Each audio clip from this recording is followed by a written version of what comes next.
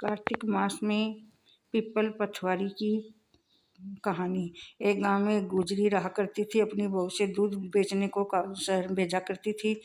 रास्ते में बहू दूध दही बेचने जाती थी। रास्ते में पीपल के पास बैठकर महिलाएं सब पूजा करती थी। तो बहू ने पूछा, आप किसकी पूजा कर रहे? तो महिलाओं ने कहा, हम कार्तिक मास का स्नान करते हो, पीपल पथवारी को की पूजा करते हैं, इनको सींचते हैं। तो बोले कि तो मैं भी सींच सकती हूँ। तो बोले सींच सकते हैं। तो गुजरी की बहू दूध दही से रोजाना दूध तो पीपल में चढ़ा देती थी, दही पथवारी माता में चढ़ा देती थी और रोज पीपल पथवारी को सींचने लगी। और बोली, आप तो पानी से सींचते हो, मैं दूध दही से सींच लेती हूँ। तो वो महिलाओं ने बोला, ठीक है। अब सुबह उठते नहा धोकर तैयार होकर पीपल पथवारी को दूध दही सींचने लगी। रोज सासू जी पैसे रुपये पूछा करते थे। बोलते कि कार्तिक महीने खत्म होने के बाद पूनम को पूरा पैसा एक साथ देगा सेठ। तो कार्तिक अब वो रोज सींच के आ जाती। अब कार्तिक की पूनम आई तो उसको चिंता सचाने लगी और पथवारी माता को बोली कि अब मैं पास सास को पैसे कहाँ से दूंगी, मेरे पास तो दूध दही के पैसे नहीं, पूरे दूध दही से आपको सींच कर चली जाती थी।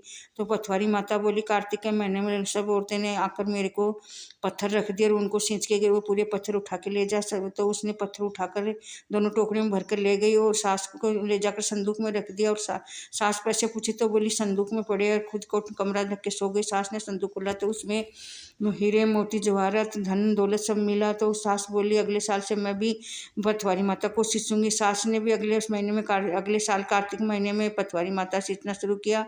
दूध दही तो पूरा शहर में बेच के आ जाती थी। नीचे का दूध दही में पानी मिलाकर दूध की टोकनी से पीपल को चढ़ा देती, दही की टोकनी से पथवारी माता को सींचती।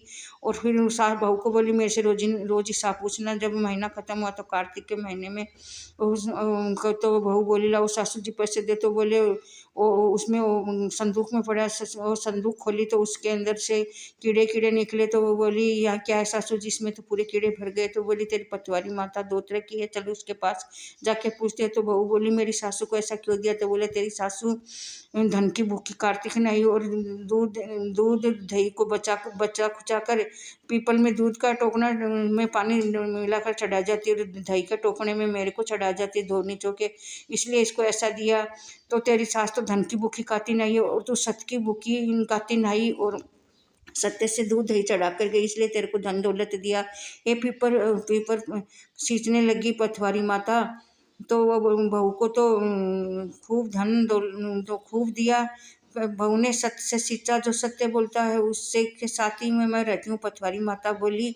तो पीपल पथवारी सींचने का इतना महत्व है, इसलिए कार्तिक मास में कार्तिक नहाने वाली औरतों को पीपल पथवारी को सींचना, पीपल पथवारी की कहानी सुनना। जो पीपल पथवारी को कार्तिक के महीने में सींचते हैं उनको कार्तिक माता और पीपल पथवारी माता आशीर्वाद देते हैं, उनका घर धन दौलत से भर देते हैं। जय बोलो श्री पीपल पथवारी माता और कार्तिक माता की जय जयकार करते हैं।